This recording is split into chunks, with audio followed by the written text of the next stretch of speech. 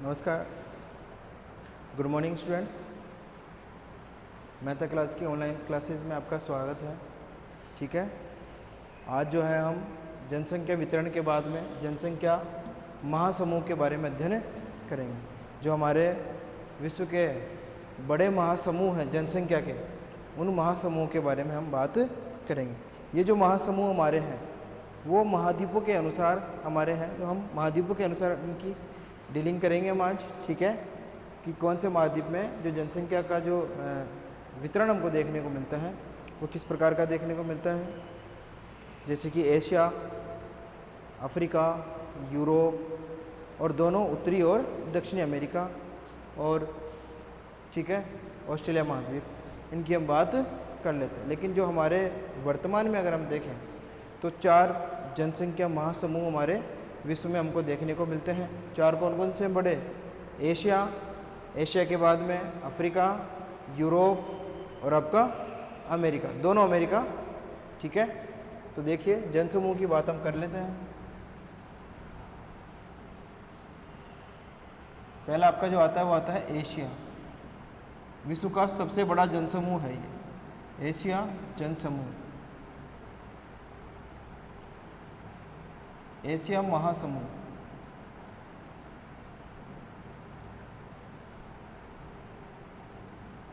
Asia जनसंख्या महासमूह। ठीक है, ऐसे करके लिखो, एशिया जनसंख्या महासमूह।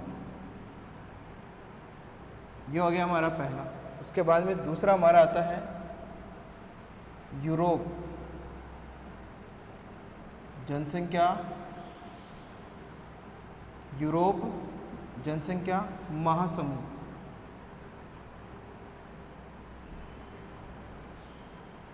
अगला जो हमारा आता है वो आता है अफ्रीका, अफ्रीका जनसंख्या महासमूह, अफ्रीका जनसंख्या महासमूह। ये हो गया हमारा तीसरा। ठीक है, और चौथा जो है वो अमेरिका जनसमूह, जिसमें उत्तरी अमेरिका और दक्षिण अमेरिका दोनों की बात करें। ठीक है, अमेरिका जनसंख्या महासमूह।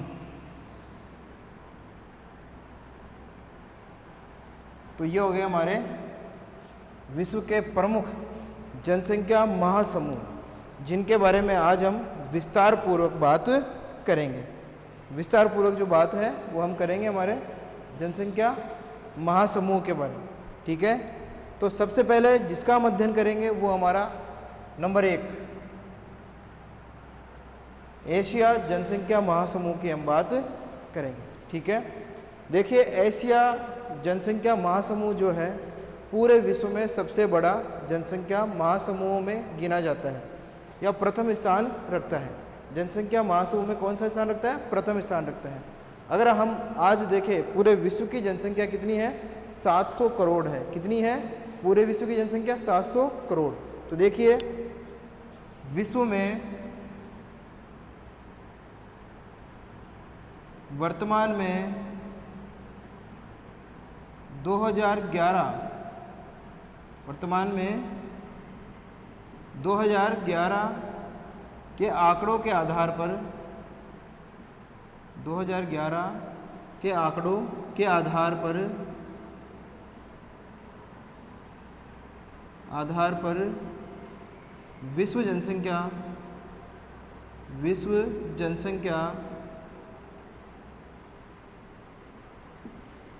700 करोड़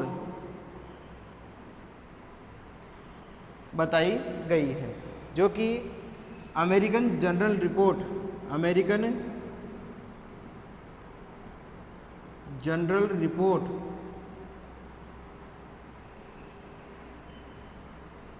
द्वारा प्रकाशित है। ठीक है, अमेरिकन जनरल रिपोर्ट द्वारा प्रकाशित है, जिसमें यह बताया गया है कि विश्व की जनसंख्या कितनी है, 700 करोड़ है। और 2023 तक जो है लगभग 800 करोड़ जनसंख्या होने का अनुमान है। विश्व की जनसंख्या कितनी जाएगी, 800 करोड़ अनुमान है। 800 करोड़ जनसंख्या होने का अनुमान लगाया गया है 2023 तक। अभी चल रहा है 2020।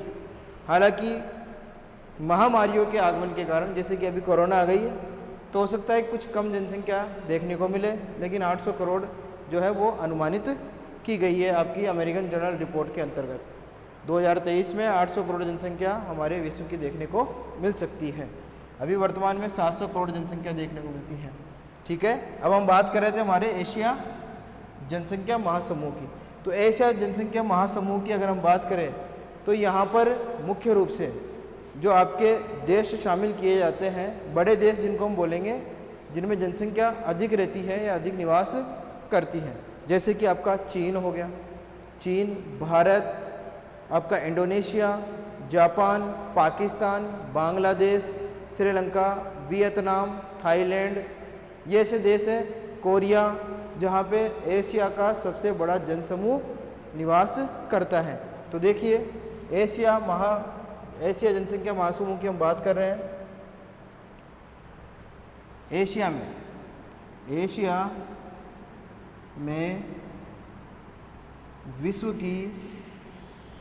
में विश्व की 421 करोड़ जनसंख्या, 421 करोड़ जनसंख्या निवास करती है। ये भी किस में प्रकाशित है, ये आपका प्रकाशित है अमेरिका जनरल रिपोर्ट में। अमेरिका जनरल रिपोर्ट में ये बात कही गई है कि वर्तमान में जो है एशिया की जनसंख्या या एशिया जनसमूह की जनसंख्या 421 करोड़ है। कितनी है, 421 करोड़ जनसंख्या हमारे एशिया महाद्वीप में देखने को मिलती है, जिसमें से लगभग 90% जनसंख्या, 421 करोड़ का अगर 90% हम देखें तो वो 90% भाग जो है वो आपका भारत, चीन, Pakistan, Indonesia, Bangladesh, Vietnam, Thailand, Korea और जापान जैसे देशों में देखने को मिलता है। मैं साथ में लिख भी देता हूँ यहाँ पे, इसका 90% भाग जनसंख्या का, कितनी जनसंख्या का, 421 करोड़ जनसंख्या का, इसका 90% भाग चीन, भारत,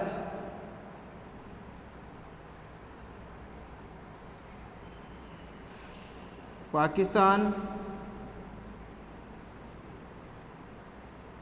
बांग्लादेश,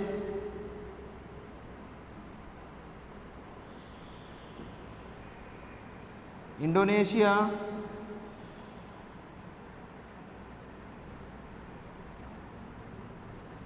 इंडोनेशिया के अलावा आपका जापान, वियतनाम,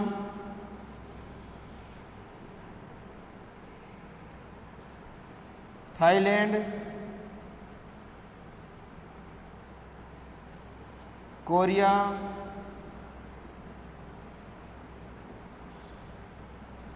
उत्तरी एवं दक्षिणी दोनों,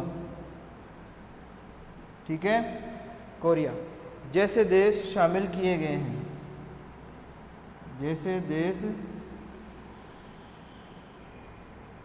शामिल हैं, श्रीलंका भी इसमें ऐड कर लो भाई, श्रीलंका,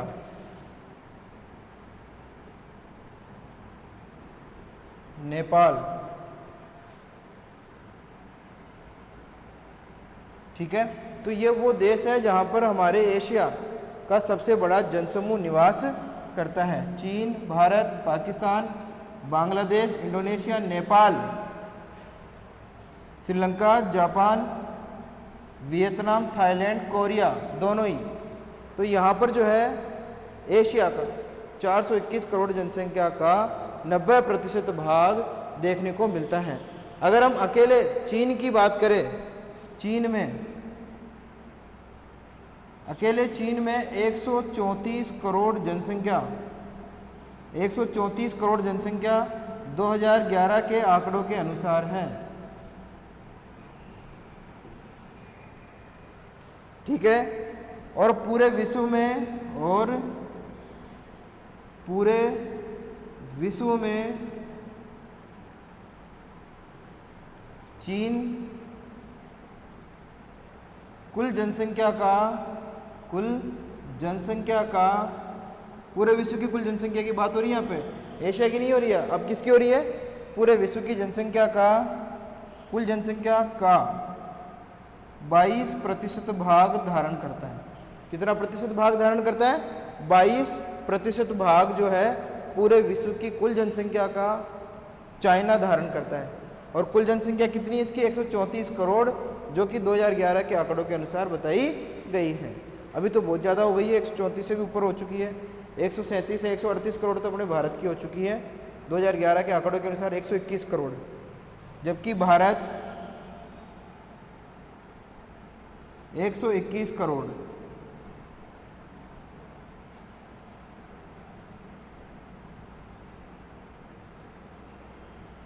ठीक है,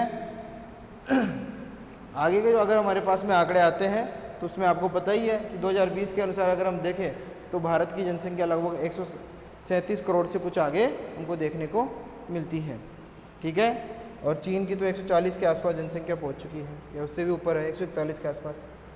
तो अगर हम देखें तो ये जो दो देश हैं, वहाँ पूरे चीन का जनसंख्या सघन रूप से देखने को मिलती है, भारत और चीन में। इसके अलावा पाकिस्तान और बांग्लादेश और इंडोनेशिया में भी जनसंख्या का जो बसाव है वो अधिक मात्रा में देखने को मिलता है। ठीक है, अब ये तो बात हो गई एशिया महाद्वीप में मुख्य जो देश आते हैं वहाँ पे जनसंख्या के बारे में। अगर हम देखें कि पूरे महाद्वीप के अनुसार जो जनसंख्या का जो बसावट है एशिया का, वो किस प्रकार से हमको देखने को मिलता है।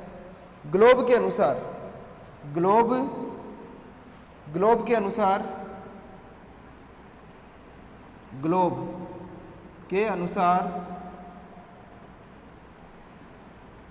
ग्लोब के अनुसार 20 डिग्री से लेकर 60 डिग्री के बीच में, 20 डिग्री से लेकर 60 डिग्री के बीच में विश्व की,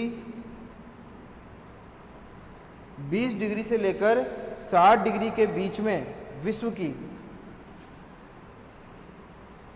50 + 30 कितने हो गए? 60, 70, 80% जनसंख्या निवास करती है। 80% जनसंख्या क्या करती है? निवास करती है। ठीक है, ये तो हम विश्व के दृष्टिकोण से देख लेते हैं। 20 डिग्री से लेकर 60 डिग्री उत्तरी अक्षांश, यहाँ पे और लगा देना आप, उत्तरी अक्षांश, उत्तरी अक्षांश, उत्तरी गोलार्ध। ठीक है, उत्तरी अक्षांश। इसी को ध्यान में रखते हुए अगर हम हमारे एशिया की देखें तो 20 डिग्री से लेकर एशिया महाद्वीप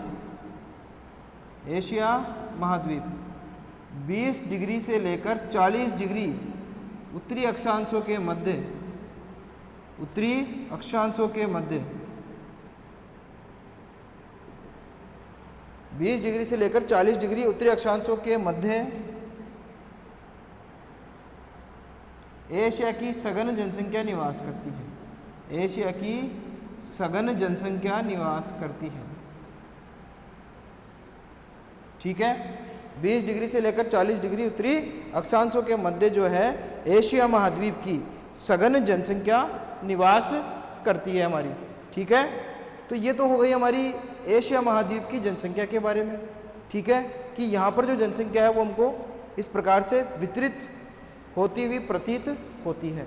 अब हम देख लेते हैं कि एशिया में जो है ये सघन जनसंख्या कैसे आई, और ये जो सघन जनसंख्या है वो किस रूप में हमको यहाँ पे देखने को मिलती है, कि एशिया में ऐसी कौन सी विशेषताएं हैं जिससे यहाँ पर जनसंख्या जो है वो सघन रूप में देखने को मिलती है। अफ्रीका में क्यों नहीं मिलती, ऑस्ट्रेलिया में क्यों नहीं मिलती, या दक्षिण अमेरिका में क्यों नहीं मिलती, या यूरोप में क्यों नहीं मिलती इतनी सघन जनसंख्या। तो देख लेते हैं उसके बारे में। ठीक है, इसके लिए हम बोर्ड को थोड़ा खाली कर देते हैं और ये जो तीनों हमारे समूह हैं इनको भी हम मिटा देते हैं, क्योंकि फ़िलहाल हमारा जो चल रहा है वो चल रहा है हमारा एशिया जनसंख्या महासमूह, ठीक है।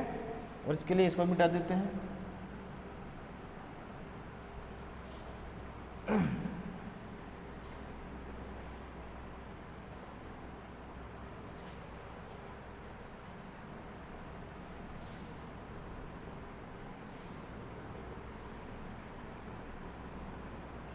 हो गया हमारा बोर्ड साफ। अब देख लेते हैं हम जो हमारा एशिया जनसंख्या महासमूह है, उसमें जनसंख्या की इतनी सघनता का क्या कारण है, उसकी हम बात कर लेते हैं, ठीक है।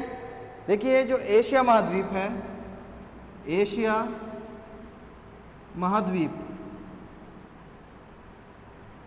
महाद्वीप में मानसूनी जलवायु देखने को मिलती है। कौन सी जलवायु देखने को मिलती है? मानसूनी जलवायु, ठीक है। एशिया में मानसूनी जलवायु के कारण कृषि कार्य मुख्य रूप से किया जाता है, मुख्य रूप से किया जाता है,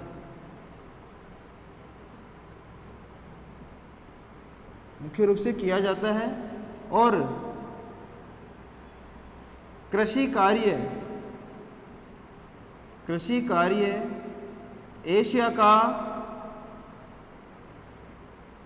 प्रमुख आर्थिक कार्य है, प्रमुख आर्थिक कार्य है, ठीक है। अगर हम देखें तो एशिया के ज़्यादातर देश जापान को छोड़कर ज़्यादातर देश जो है वो कृषि कार्य करते हैं। क्या करते हैं? कृषि कार्य। तो लिख देते हैं हम यहाँ पे, जापान को छोड़कर एशिया के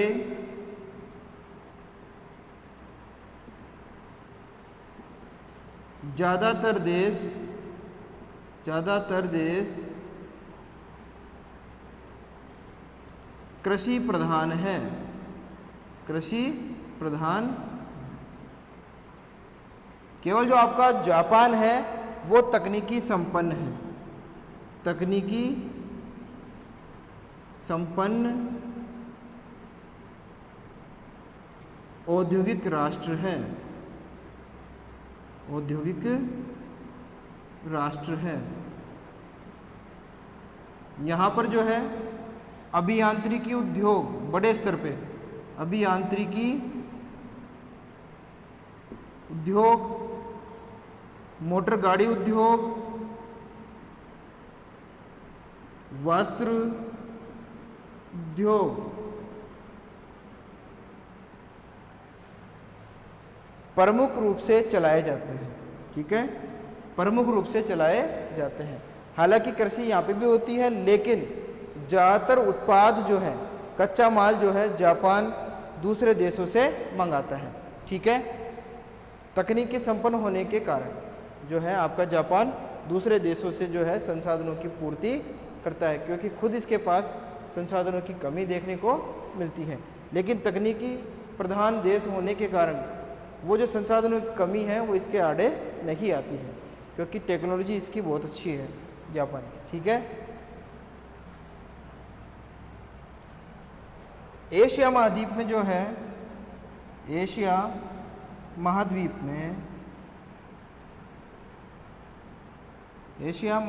में ज़्यादातर जनसंख्या का बसाव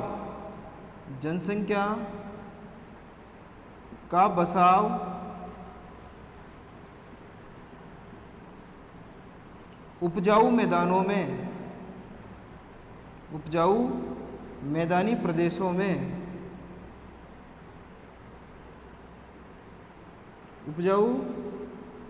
प्रदेशों में देखने को मिलता है, प्रदेशों में देखने को मिलता है, ठीक है। प्रदेशों में है क्या? ज़्यादातर जनसंख्या का बसाव उपजाऊ मैदानी प्रदेशों में हमको देखने को मिलता है हमारे एशिया में। उदाहरण के लिए अगर हम देखें, जैसे उदाहरण के लिए अगर हम देखें तो हमारे भारत में जैसे भारत में गंगा यमुना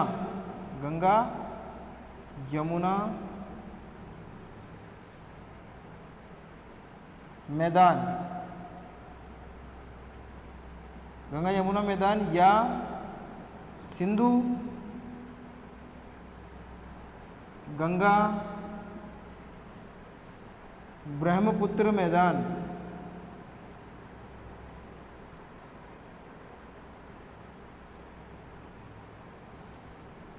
चीन में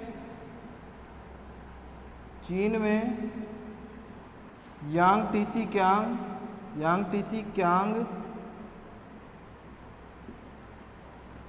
एवं सीक्यांग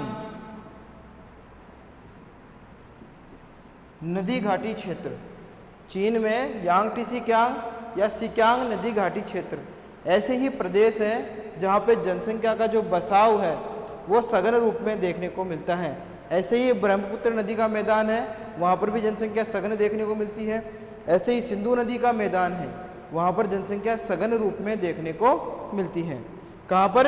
हमारे एशिया महाद्वीप की जब बात आती है तब हम ये उदाहरण देते हैं। ठीक है, मानसून एशिया भी हम इसे कहते हैं। ठीक है,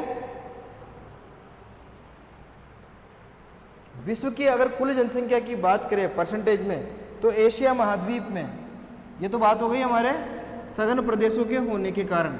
इसको थोड़ा सा वापस रिपीट कर देता हूँ कि ये जो मैदानी प्रदेश है, ये मैदानी प्रदेश बनते हैं आपकी नदियों से। किन से बनते हैं? नदियों से। जो नदियाँ हैं अपने साथ अवसाद बहाकर लेके आती है, उन अवसादों के कारण ही इस प्रकार के मैदानों का निर्माण होता है।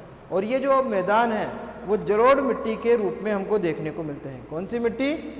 जलोढ़ मिट्टी के रूप में हमको देखने को मिलते हैं, जिसे हम काप मृदा भी कहते हैं। क्या कहते हैं? काप मृदा भी हम इसे कहते हैं। इसीलिए अगर हम देखें तो एशिया महाद्वीप में जो है वो हमको सघन कृषि भी देखने को मिलती है, क्योंकि यहाँ की जो जनसंख्या है वो संसाधनों से ज़्यादा है। जो संसाधन हमारे यहाँ पे प्राप्त किए गए हैं या जो संसाधन हमारे पास में हैं वो उस जनसंख्या के अनुकूल हमको देखने को नहीं मिलते हैं।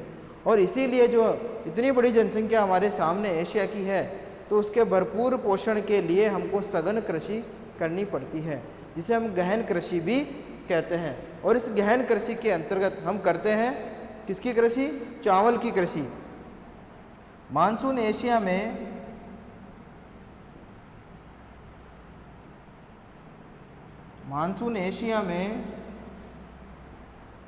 सघन कृषि या गहन कृषि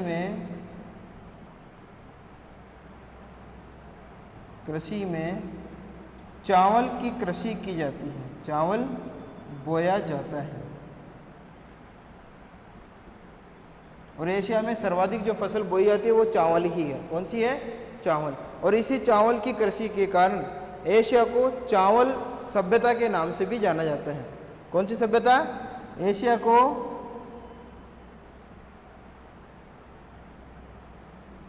चावल सभ्यता भी कहा जाता है। क्या कहा जाता है? चावल सभ्यता भी एशिया महाद्वीप को हम वो कहते हैं। ठीक है, तो ये जो है हमारे एशिया महाद्वीप के कुछ उदाहरण हैं जो जनसंख्या के बसाव के रूप में हमको देखने को मिलते हैं। ठीक है, अगर हम देखें एशिया महाद्वीप में जो है जापान को छोड़कर ज़्यादातर देशों में जनसंख्या विस्फोट की स्थिति देखने को मिलती है। किसकी स्थिति देखने को मिलती है? जनसंख्या विस्फोट की स्थिति हमको देखने को मिलती है, जापान को छोड़ दे तो। क्योंकि जापान में जो है वो आपको उच्च आयु वर्ग के साथ में जीवन प्रत्याशा भी ऊंची देखने को मिलती है। लेकिन बाकी जो देश है एशिया में, उन देशों में जो है जन्म दर भी ऊंची है। और अगर आजकल की अगर हम बात करें तो सुख सुविधा वगैरह जो है आपकी यहाँ पे एशिया में हमको देखने को मिलने लगी है, चिकित्सा की सुविधाएं हमको देखने को मिलने लगी है, जिसके फलस्वरूप मृत्यु दर क्या हो गई है? कम हो गई है या कम हो रही है। अब जब मृत्यु दर कम हो रही है लेकिन जन्म दर बढ़ रही है तो जनसंख्या की स्थिति कैसी होगी? विस्फोट की अवस्था में पहुंच जाएगी। इसलिए एशिया महाद्वीप के ज़्यादातर जो देश हैं आज जनसंख्या विस्फोट की स्थिति से गुजर रहे हैं। कौन सी स्थिति से गुजर रहे हैं? जनसंख्या विस्फोट की स्थिति से। जबकि जापान जो है उसने अपनी जनसंख्या का नियंत्रण कर लिया है। ठीक है, तो ये तो थी हमारे लिए एक मतलब सामान्य बात जो हम कर रहे थे कि जनसंख्या जो है हमारे यहाँ पे कैसे बढ़ रही है। ठीक है, तो एशिया महाद्वीप का जो प्रारूप है वो हमको इस प्रकार से देखने को मिलता है, और इसीलिए जो एशिया महाद्वीप का जो जनसमूह है वो इतना बड़ा जनसमूह निकल के हमारे सामने आता है, जो कि बड़े बड़े जो देश हैं चीन, भारत, पाकिस्तान वगैरह, बांग्लादेश, इंडोनेशिया, जिनमें जनसंख्या महासमूह के दृष्टिकोण से अगर देखें तो बड़ा भाग शामिल होता है एशिया महाद्वीप। ठीक है, ये हो गया हमारा एशिया महाद्वीप। अब एशिया महाद्वीप में जो है उस कुछ और विशेष जो बातें हमको देखने को मिलती है वो देखने को मिलती है आपकी यहाँ के उद्योग। आजकल क्या हो रहा है यहाँ पे, कृषि प्रधान अर्थव्यवस्था से धीरे धीरे जो है निर्माण उद्योग की तरफ ये जा रहा है एशिया महाद्वीप। तो निर्माण उद्योगों में जैसे कि सूती वस्त्र उद्योग है, लोहा इस्पात उद्योग है, ठीक है, और आपके जो मशीनरी निर्माण उद्योग है वो आजकल यहाँ पर भी देखने को मिलने लगे हैं। तो जो अर्थव्यवस्था है वो कृषि प्रधान अर्थव्यवस्था से आपकी निर्माण उद्योग वाली अर्थव्यवस्था में बदल रहा है। ठीक है, जिसके फलस्वरूप भी लोगों को रोजगार वगैरह की जो सुविधा है वो मिलने लगी है। फलस्वरूप जनसंख्या सघन हो जाती है उन प्रदेशों में जहाँ रोजगार प्राप्त होने लगते हैं। इसका सबसे अच्छा उदाहरण मैं आपको हमारे भारत का लेकर हम दे सकते हैं। जैसे कि भारत के विभिन्न राज्यों से लोग कमाने के लिए नई दिल्ली और महाराष्ट्र के मुंबई शहर में आते हैं। क्यों आते हैं? क्योंकि वहाँ पर उनको जो है सुविधाएं वगैरह, रोजगार वगैरह की सुविधा आसानी से मिल जाती है। बहुत सारे उद्योग धंधे जो हैं वो आज हम महाराष्ट्र के आसपास समीपवर्ती क्षेत्रों में देखते हैं, जैसे कि रसायन उद्योग, पेट्रोकेमिकल उद्योग आपका है, सूती वस्त्र उद्योग है, आपका लोहा इस्पात उद्योग है, वो हमको देखने को मिलते हैं। ठीक है, और इसी के कारण वहाँ पे जनसंख्या का बसाव भी सघन होता जाता है। तो इस प्रकार से जो है हमारे एशिया महाद्वीप में हमको जनसंख्या जो है सघन रूप में देखने को मिलती है। ठीक है, तो सघन रूप की जो जनसंख्या है वो अब हमारी आती है अगली यूरोपीय जनसंख्या। यूरोपीय जनसंख्या को पढ़ने से पहले हम एशिया महाद्वीप में जो है हमको कुछ समस्याएं देखने को मिल रही है इतनी बड़ी जनसंख्या के कारण, तो वो समस्याओं की हम बात कर लेते हैं। ठीक है, तो वो समस्याएं कौन कौन सी हैं इसकी हम बात कर लेते हैं एक बार। मुख्य रूप से 5-6 समस्याएं हमको यहाँ पे देखने को मिलती है। समस्याएं, जनसंख्या इतनी बड़ी हो गई तो कुछ समस्याएं भी होती हैं। तो वो समस्याएं देखो क्या है। सबसे पहली समस्या आती है भोजन की कमी। भोजन की कमी,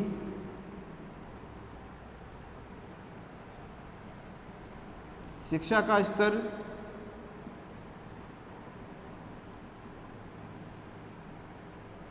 आवास, सबसे बड़ी समस्या निकल के आई है, रोजगार, शुद्ध जलवायु,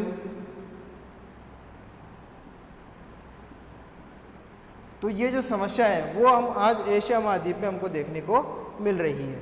भोजन की कमी, शिक्षा स्तर, आवास, रोजगार, शुद्ध जलवायु जो है, और इसके अलावा पोषक तत्वों की कमी, पोषक तत्वों की कमी। तो ये कुछ समस्याएं हैं जो हमको एशिया महाद्वीप में अधिक जनसंख्या होने के कारण देखने को मिल रही है। ठीक है, तो ये हो गया हमारा एशिया महाद्वीप। एशिया महाद्वीप के बाद में अगर हम देखें तो अगला जो हमारा महाद्वीप आता है वो आता है यूरोप महाद्वीप। ठीक है, तो यूरोप महाद्वीप की हम बात कर लेते हैं कि यूरोप महाद्वीप जो है उसमें जनसंख्या का जो बसाव है वो किस प्रकार का हमको देखने को मिलता है। ठीक है, तो यूरोप, अगला जो हमारा आता है यूरोप महाद्वीप, उसकी हम बात कर लेते हैं।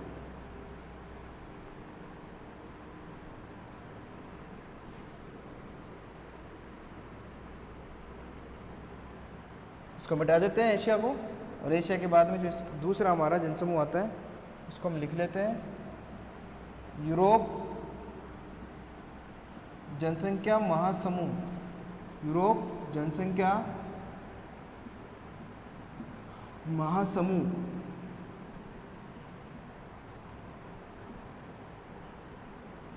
ठीक है, यूरोप जनसंख्या महासमूह को हम देख लेते हैं। देखो, एशिया महाद्वीप के बाद में जो है आपका तीसरा बड़ा जो जनसमूह है वो यूरोप का है। कौन सा आता है? यूरोप महाद्वीप का आता है, जिसमें 74 करोड़ जनसंख्या।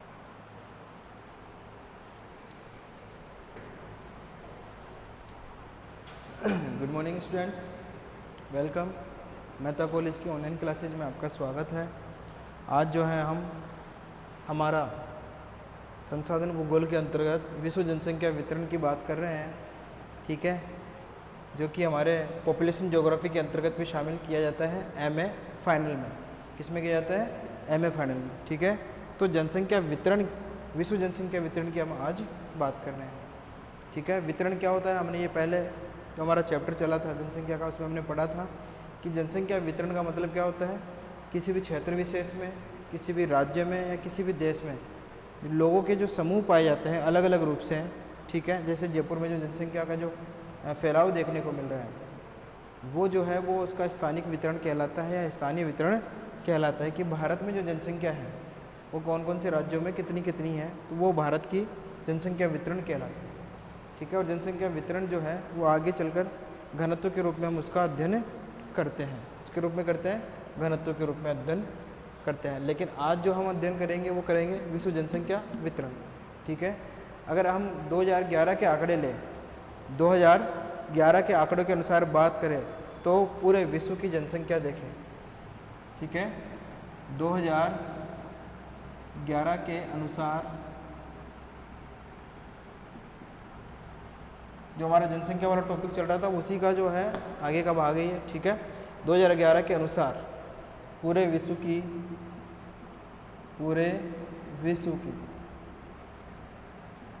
जनसंख्या कितनी मानी गई है? लगभग 700 करोड़।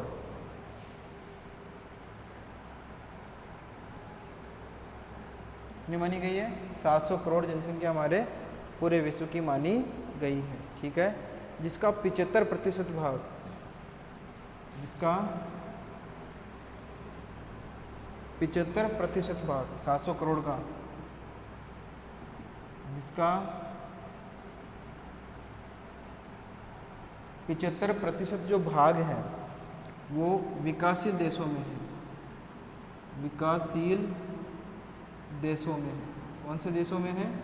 विकासशील देशों में देखने को मिलता है, ठीक है। और शेष भाग जो है, शेष भाग 75 के अलावा जो शेष भाग बच गया वो विकसित राष्ट्रों में है। कौन से राष्ट्रों में है? विकसित राष्ट्रों में, ठीक है। तो 75% जनसंख्या तो विकासशील देशों में देखने को मिलती है और शेष प्रतिशत जो भाग है वो आपके विकसित राष्ट्रों में देखने को मिलता है। अगर हम महाद्वीपों की बातें करें, ठीक है, महाद्वीपों के अनुसार बात करें तो वर्तमान में जो है एशिया महाद्वीप में अमेरिकन जनरल रिपोर्ट के अनुसार अगर हम बात करें, अमेरिकन जनरल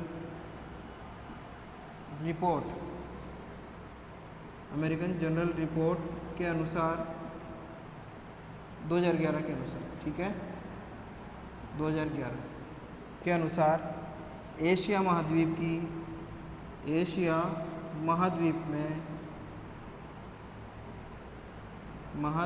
में 421 करोड़ जनसंख्या निवास करती है। कितनी करोड़?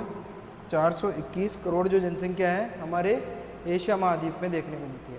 जबकि रूस सहित यूरोप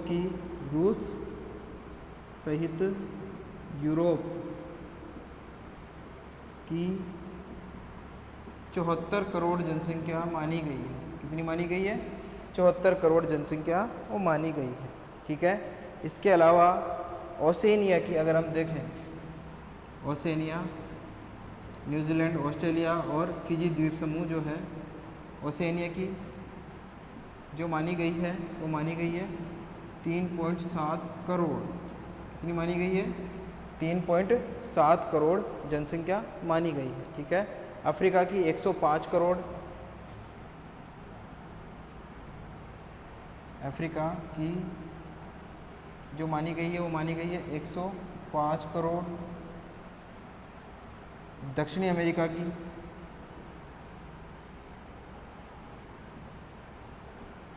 39.6 करोड़, ठीक है। उत्तरी अमेरिका की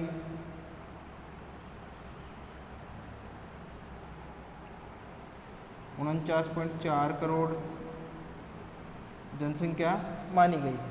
तो ये जो जनसंख्या प्रारूप है वो अमेरिकन जनरल रिपोर्ट के अनुसार 2011 के आंकड़ों के अनुसार हमको देखने को मिलती है।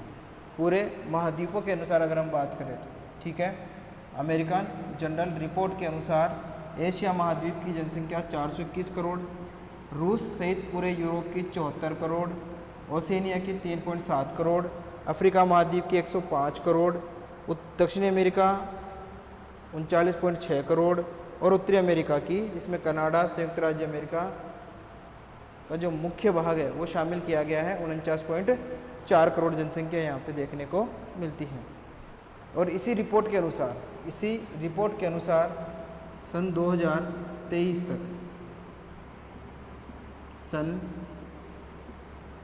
2023 तक विश्व की जनसंख्या 800 करोड़ हो जाएगी। विश्व जनसंख्या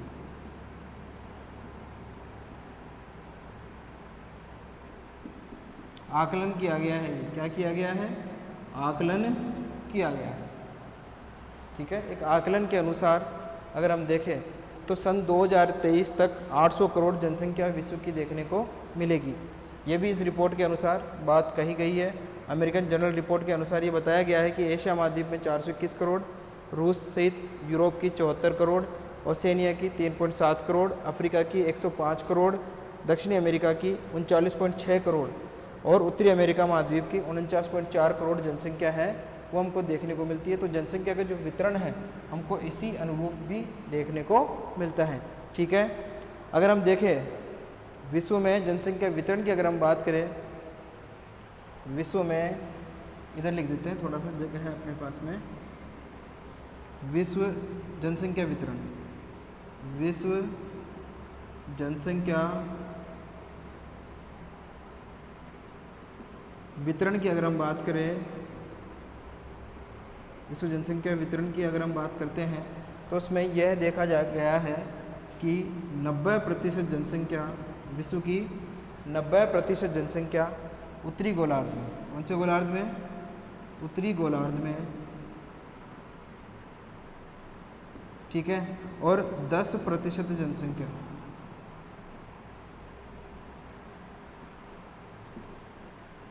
90% जनसंख्या विश्व की उत्तरी गोलार्ध में और 10% जनसंख्या दक्षिणी गोलार्ध में, दक्षिणी गोलार्ध में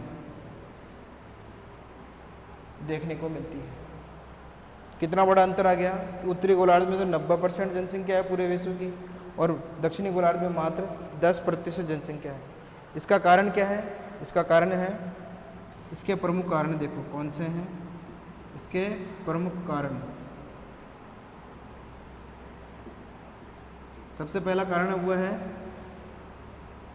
स्थलीय विषमता, स्थलीय विषमता वितरण, स्थलीय विषमता वितरण। दक्षिणी गोलार्ध में जो है वो जल का भाग अधिक देखने को मिलता है, जबकि उत्तरी गोलार्ध में स्थलीय भाग हमको अधिक देखने को मिलता है। स्थलीय विषमता वितरण, ठीक है। इसके अलावा आर्थिक,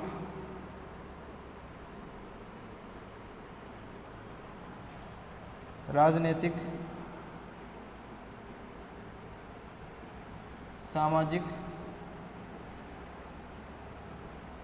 कारक भी भूमिका निभाते हैं। तो ये जो कारक हैं वो आपकी इस जनसंख्या को वितरण करने में अपनी भूमिका निभाते हैं, जिसमें स्थलीय विषमता वितरण, आर्थिक और राजनीतिक सामाजिक कारक इसमें शामिल किए गए हैं, ठीक है। अब अक्षांशों के अनुसार अगर हम बात करें जनसंख्या के वितरण की, अक्षांशों के अनुसार देखिए ग्लोब में अगर हम देखें, हमारे ग्लोब के अनुसार, ग्लोब के अनुसार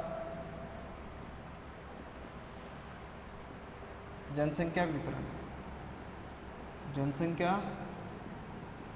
वितरण ग्लोब के अनुसार जनसंख्या वितरण की अगर हम बात करें तो देखिए 40 डिग्री से लेकर 60 डिग्री उत्तरी अक्षांशों के मध्य, उत्तरी अक्षांशों के मध्य विश्व की 50% से अधिक जनसंख्या निवास करती है, अधिक जनसंख्या निवास करती है।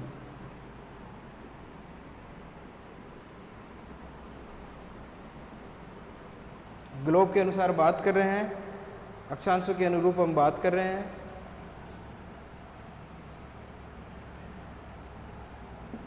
ठीक है, 40 डिग्री से 60 डिग्री उत्तरी अक्षांशों के मध्य जो है विश्व की 50% जनसंख्या निवास करती है, जिसका मुख्य केंद्र क्या है? एशिया महाद्वीप। कौन सा है? एशिया महाद्वीप। एशिया महाद्वीप में देखने को मिलती है।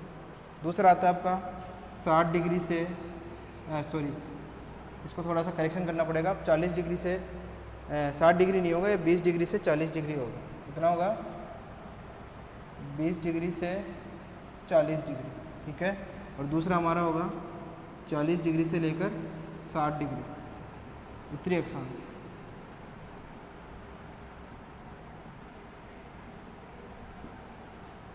40 डिग्री से 60 डिग्री उत्तरी अक्षांशों के मध्य विश्व की 30% जनसंख्या निवास करती है। 30% जनसंख्या निवास करती है, जनसंख्या निवास करती है।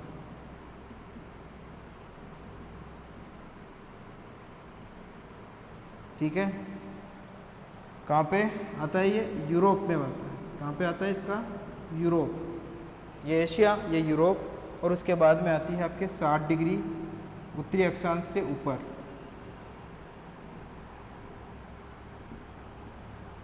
से ऊपर 1% जनसंख्या। कितनी प्रतिशत? 1% जनसंख्या। क्यों? क्योंकि यहाँ पर जो है विषम जलवायु देखने को मिलती है। विषम जलवायु। कौन सी जलवायु देखने को मिलती है? विषम जलवायु यहाँ पे देखने को मिलती है, जिसके फलस्वरूप क्या हो रहा है? यहाँ पर हमारे विश्व की 1% जनसंख्या, कितने प्रतिशत जनसंख्या? 1% जनसंख्या आपको देखने को मिलती है। ठीक है, तो ये हो गया हमारा जनसंख्या वितरण का ग्लोबीय वितरण या ग्लोब के अनुसार वितरण। ठीक है, किसके अनुसार वितरण? ग्लोब के अनुसार, जिसमें हमारे 20 डिग्री से 40 डिग्री उत्तरी अक्षांश, 60 डिग्री से 40 डिग्री से 60 डिग्री और 60 डिग्री से ऊपर की बात करेंगे उत्तर में। ठीक है, तो जनसंख्या का ये स्वरूप हमको देखने को मिलता है। ठीक है, तो ये हो गया हमारा जनसंख्या वितरण की बात। अब विश्व में जो जनसंख्या वितरण है उसको किस प्रकार से प्रदर्शित किया गया है उसकी हम बात कर लेते हैं। ठीक है, जो जनसंख्या वितरण जो है हमारे पूरे विश्व में जो जनसंख्या वितरण है उसकी हम बात कर लेते हैं। तो 3 भागों में उसको बांटा गया है जनसंख्या वितरण को।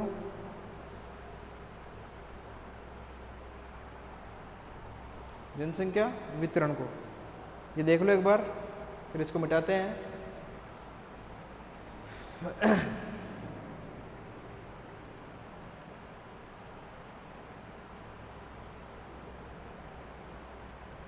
पूरे विश्व की जनसंख्या वर्तमान में 700 करोड़ आंकी गई है 2011 के आंकड़ों के अनुसार, और इसका 75% भाग विकासशील देशों में।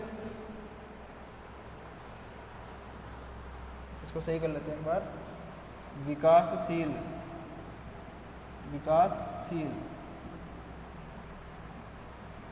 भागों में, विकासशील देशों में 75% जनसंख्या निवास करती है। कितने प्रतिशत जनसंख्या निवास करती है? 75% जनसंख्या निवास करती है। बाकी की जो बच गई शेष भाग वो आपके विकसित राष्ट्रों में, जैसे कि अमेरिका वगैरह है, रशिया वगैरह है, ऑस्ट्रेलिया वगैरह, न्यूजीलैंड वगैरह में देखने को मिलती है। जबकि हमारे भारत, चाइना वगैरह, बांग्लादेश, पाकिस्तान आदि में जनसंख्या भरपूर और प्रचुर मात्रा में देखने को मिलती है। 75% विश्व की कुल जनसंख्या का 700 करोड़ में से 75% भाग जो है विकासशील राष्ट्रों में पाया गया है। ठीक है, ये हो गया हमारा साधारण सी बात। अब हम वितरण को पढ़ लेते हैं एक बार।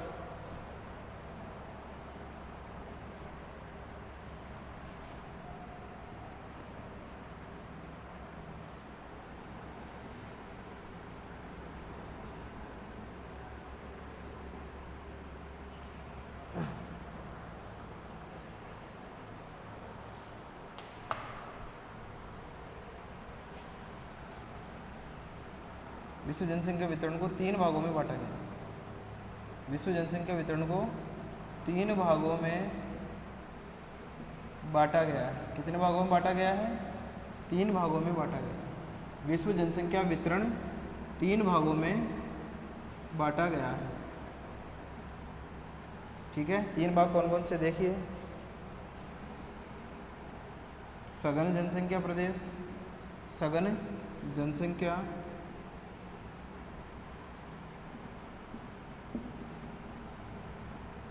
प्रदेश,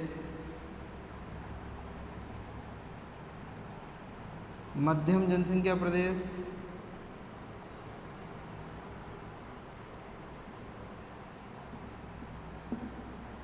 मध्यम जनसंख्या प्रदेश,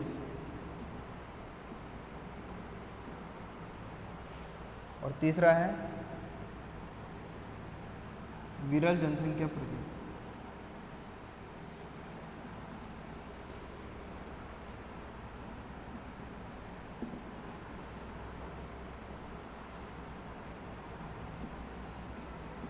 ठीक है, तो इन तीनों के बारे में हम अध्ययन करेंगे। सबसे पहले हमारा आएगा सघन जनसंख्या प्रदेश, फिर हम बाकी के जो हमारे प्रदेश हैं उनका अध्ययन करेंगे। आज जो हम अध्ययन करेंगे वो करेंगे सघन जनसंख्या प्रदेशों। किनका अध्ययन करेंगे? सघन जनसंख्या प्रदेशों। ठीक है, तो देखिए विश्व में अगर हम देखें सघन जनसंख्या में तो उसकी हम बात कर लेते हैं, बाकी के दोनों को हम मिटा देते हैं, मध्यम जनसंख्या घनत्व को और विरल जनसंख्या घनत्व, इसको बाद में ले लेंगे। ये 3 प्रदेश हमारे आते हैं, तीनों प्रदेशों की जनसंख्या का जो है वो वितरण के रूप में अध्ययन करते हैं। तो हमारा टॉपिक आ जाता है सघन जनसंख्या प्रदेश। सघन जनसंख्या प्रदेश।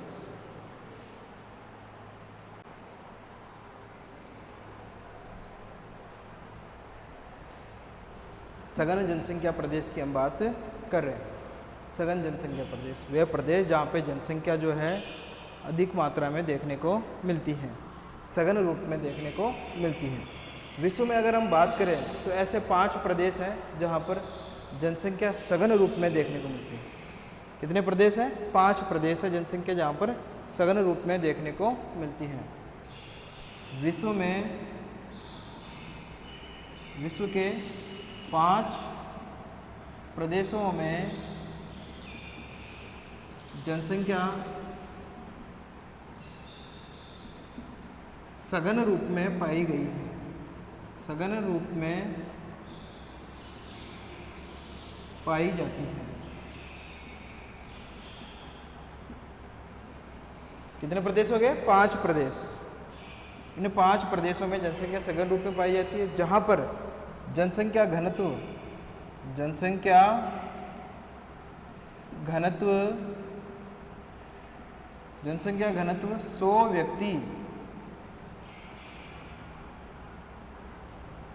100 व्यक्ति प्रति वर्ग किलोमीटर से ज़्यादा है। 100 व्यक्ति प्रति वर्ग किलोमीटर से भी ज़्यादा है, यहाँ से भी ज़्यादा है। कौन से प्रदेशों में? सघन जनसंख्या प्रदेशों में, जो कि विश्व में ऐसे 5 प्रदेश हमको देखने को मिलते हैं। देखिए वो 5 कौन से हैं? पहला जो आता है वो आता है पूर्वी एशिया। कौन सा आता है? पूर्वी एशिया। ठीक है, यहाँ पर जो जनसंख्या घनत्व 100 व्यक्तियों से भी ज़्यादा हमको देखने को मिलता है। पूर्वी एशिया में चीन, जापान, दक्षिणी कोरिया के अलावा आपका ताइवान और ताइवान के अलावा हांगकांग। ठीक है, ये हो गया आपके पहला प्रदेश। ठीक है, पूर्वी एशिया, जिसमें चीन, जापान, दक्षिणी कोरिया, ताइवान और हांगकांग सघन जनसंख्या वाले प्रदेशों में शामिल किए जाते हैं। दूसरा आता है आपका नंबर 2 दक्षिणी एशिया। दक्षिणी एशिया, जिसमें हमारा भारत भी आता है। तो सबसे पहले भारत, 121 करोड़ जनसंख्या है 2001 के अनुसार। भारत, पाकिस्तान, श्रीलंका, ठीक है, श्रीलंका, बांग्लादेश,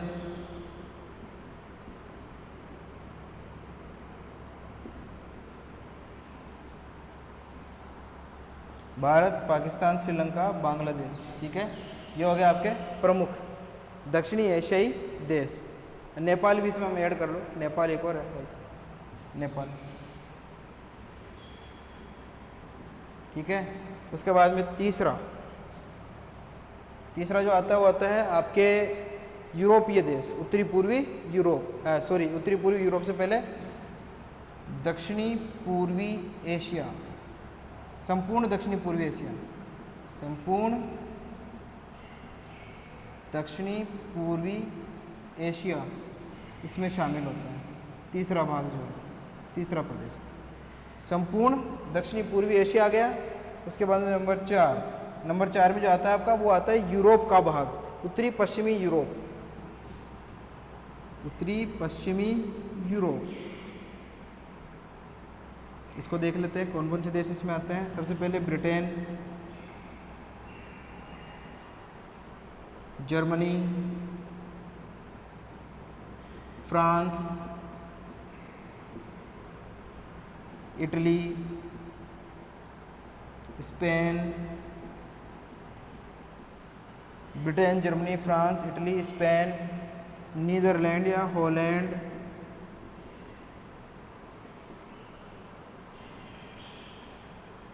लग्जमबर्ग,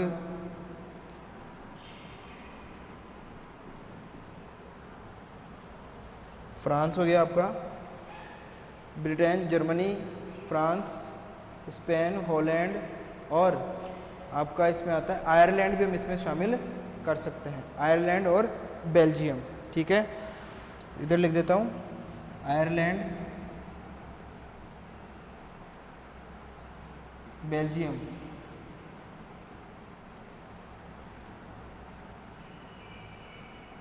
ठीक है, ये आपके महत्वपूर्ण सघन जनसंख्या वाले प्रदेश हैं उत्तरी पश्चिमी यूरोप में, उत्तरी पश्चिमी यूरोप। ठीक है, उसके बाद में पांचवा और अंतिम जो हमारा आता है उत्तरी पूर्वी अमेरिका।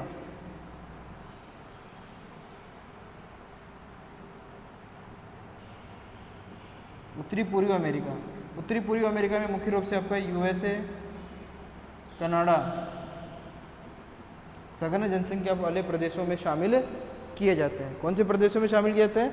सघन जनसंख्या वाले प्रदेशों में हम इनको शामिल करते हैं हमारे पूरे विश्व। ठीक है, तो ये हो गए हमारे सघन जनसंख्या वाले प्रदेश। कौन से प्रदेश? सघन जनसंख्या वाले प्रदेश।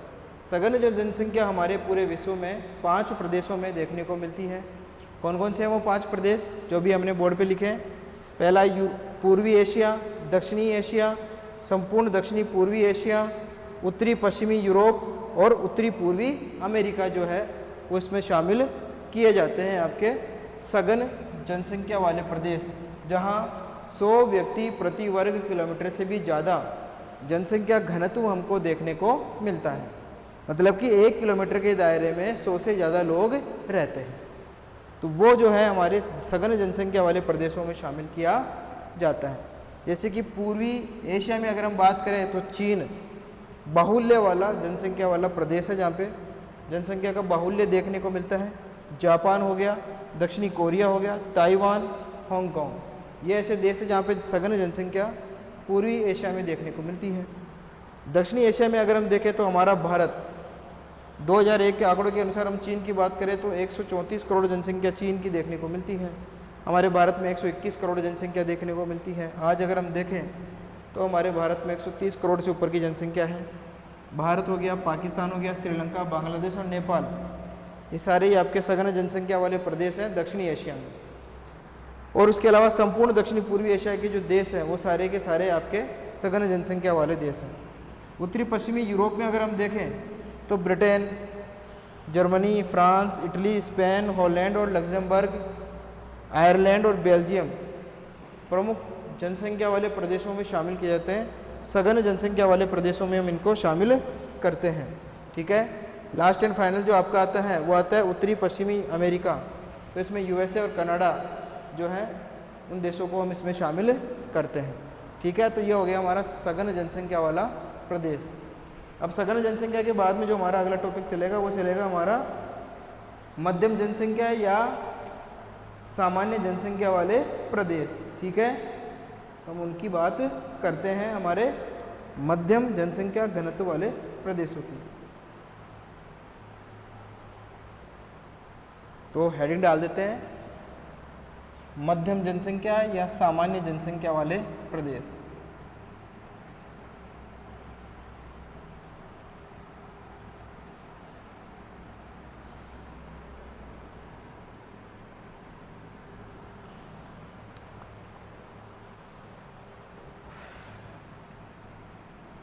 मध्यम या सामान्य जनसंख्या वाले प्रदेश, ये कौन से प्रदेश होते हैं? देखिए, ये वे प्रदेश होते हैं जहाँ पे जलवायु दशाएं अनुकूल होती है मानव जीवन के लिए या जनसंख्या के लिए। जनसंख्या के निवास के लिए अनुकूल जलवायु जहाँ देखने को मिलती है वो सारे प्रदेश आपके मध्यम सामान्य जनसंख्या प्रदेश माने जाते हैं। कौन से माने जाते हैं? मध्यम जनसंख्या वाले प्रदेश हैं वो माने जाते हैं। ठीक है, तो इस प्रकार जो है हमारे मध्यम सामान्य जनसंख्या वाले प्रदेशों के बारे में हम बात कर लेते हैं।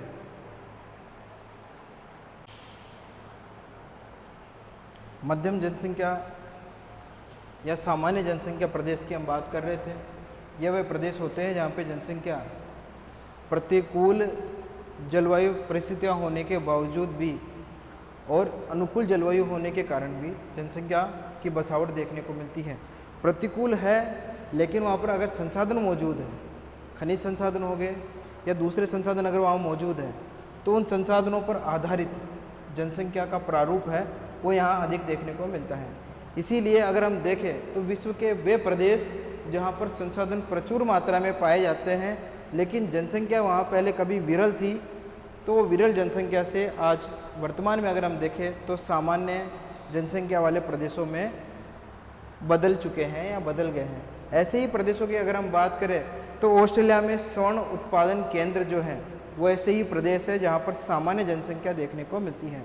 सोना उत्पादन क्षेत्र की अगर हम बात करें ऑस्ट्रेलिया का, ऐसे ही कनाडा का जो यूरेनियम शहर है जहाँ यूरेनियम का उत्पादन होता है। किसका उत्पादन होता है? यूरेनियम का उत्पादन होता है।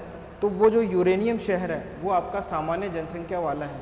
क्यों? क्योंकि वहाँ पर संसाधन प्राप्त हो रहा है और इन संसाधनों को निकालने के लिए मानव संसाधन की आवश्यकता पड़ती है।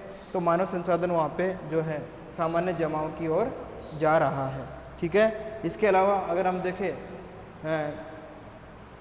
चिली में जो तांबा उत्पादन क्षेत्र है या तांबा उत्पादन जहाँ पे किया जाता है वहाँ पर भी हमको इसी प्रकार की सामान्य जलवायु जो है आपके सामान्य जनसंख्या देखने को मिलती है। हालांकि जो जलवायु है वहाँ पे प्रतिकूल देखने को मिलती है लेकिन संसाधन मिल रहे हैं, खनिज मिल रहे हैं, इसके बावजूद वहाँ पे जनसंख्या देखने को मिलती है। ठीक है, तो देखिए कौन कौन से वो प्रदेश हो सकते हैं। सबसे पहले अगर हम देखें तो चिली का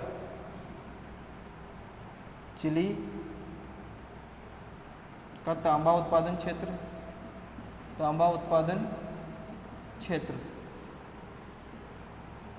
अगला ऑस्ट्रेलिया का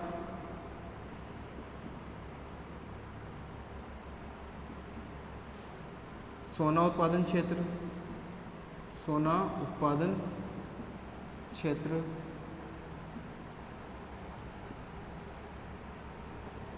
चिली का तांबा उत्पादन क्षेत्र हो गया, ऑस्ट्रेलिया का सोना उत्पादन क्षेत्र हो गया। और अगला जो हमारा है कनाडा का यूरेनियम शहर, जो हमने बात की थी ना अभी, कनाडा का यूरेनियम शहर, ये ऐसे ही प्रदेश है जहाँ पर जनसंख्या किस प्रकार की देखने को मिलती है, सामान्य जनसंख्या देखने को मिलती है। हालांकि यहाँ पे विषम जलवायु देखने को मिलती है। जलवायु कैसी है, विषम है, लेकिन ये उत्पादन क्षेत्र भी है किसके, खनिजों के। किसके उत्पादन क्षेत्र है, ये यूरेनियम का है, ये सोने का है और ये तांबे का है। जब यहाँ पे खनिज मिल रहा है तो खनिजों की तरफ अपने आप मानव जो है वो आकर्षित होते हैं, क्योंकि उनको निकालते हैं, निकालने के बाद में उनका उपयोग करते हैं। तो ये जो है वो आपके कारक हैं, खनिज है कारक मध्यम जनसंख्या के लिए। हालांकि जलवायु विषम है, कैसी है, विषम जलवायु है, क्योंकि आपका जो चिली है ये एंडीज पर्वत के भाग के रूप में देखने को मिलता है, जो कि विषम जलवायु वाला प्रदेश है। लेकिन तांबा उत्पादन के लिए यहाँ पे जो है जनसंख्या देखने को मिलती है, सामान्य जनसंख्या, ठीक है। इसके अलावा राजनीतिक कारण भी होते हैं, राजनीतिक कारण, उससे भी जनसंख्या को जो है विरल से सामान्य की ओर ले जाया जाता है। आज अगर हम देखें इक्वेडोर, अदिस अबाबा इथोपिया में है ना, अदिस अबाबा, इक्वेडोर, युगांडा,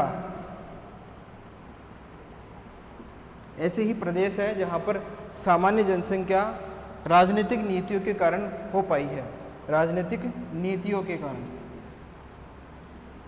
राजनीतिक नीतियों से, राजनीतिक नीतियों से जो है वो सामान्य जनसंख्या यहाँ पे देखने को मिलती है। तो ये हो गया हमारे मध्यम या सामान्य जनसंख्या वाले प्रदेश, ठीक है। ये वे प्रदेश होते हैं जो प्रतिकूल जलवायु के होने के बावजूद भी खनिज संसाधनों के होने के कारण जनसंख्या में सामान्य रूप से देखने को मिलते हैं, ठीक है। अगला आता है हमारा विरल जनसंख्या प्रदेश। कौन सा आता है, विरल जनसंख्या प्रदेश की हम बात कर लेते हैं।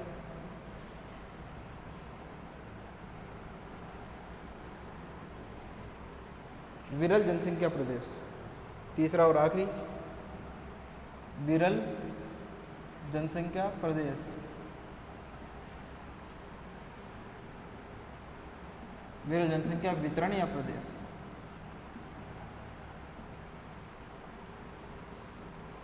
ठीक है। तो ये देखो, ये जो प्रदेश हैं ये वे प्रदेश हैं जो कि 70% भूभाग धारण करते हैं, धरातल का 70% भूभाग धारण करते हैं, लेकिन जनसंख्या का 5% भाग धारण करते हैं। धरातल का कितना प्रतिशत भाग, 70%, लेकिन जनसंख्या की अगर दृष्टिकोण से हम देखें तो मात्र 5% भाग यहाँ पे निवास करती है, ठीक है। तो लिख लेते हैं इसको, धरातल का 70% भाग इन विरल प्रदेशों में आता है, इन विरल प्रदेशों में आता है, प्रदेशों में है, ठीक है। और यहाँ जो है विश्व की मात्र 5% जनसंख्या निवास करती है। कितने प्रतिशत जनसंख्या निवास करती है, 5%, जबकि भाग जो है, क्षेत्रफल जो है वो 70% देखने को मिलता है। लेकिन इस भाग में जो है, धरातलीय भाग में मात्र 5% जनसंख्या निवास करती है। कारण क्या है कि ये जो 70% भाग है वो आपका आता है उच्च अक्षांशों में, उच्च अक्षांशों में। और उच्च अक्षांशों में क्या होता है, लगातार हिमाच्छादन होता है, हिमाच्छादन, इसलिए लोग या जनसंख्या वहाँ पे देखने को नहीं मिलती, ठीक है। दूसरा जो आता है उच्च अक्षांशों के अलावा वो आता है आपका मरुस्थलीय प्रदेश, मरुस्थलीय प्रदेश। यहाँ पे भी जनसंख्या नहीं पाई जाती, उष्णता और शुष्कता के कारण, उष्णता एवं शुष्कता के कारण, शुष्कता के कारण, ठीक है। ये तीसरा फैक्टर हो गया, दूसरा हो गया। तीसरा जो है वो हो गया आपका दलदलीय तथा आर्द्र जलवायु।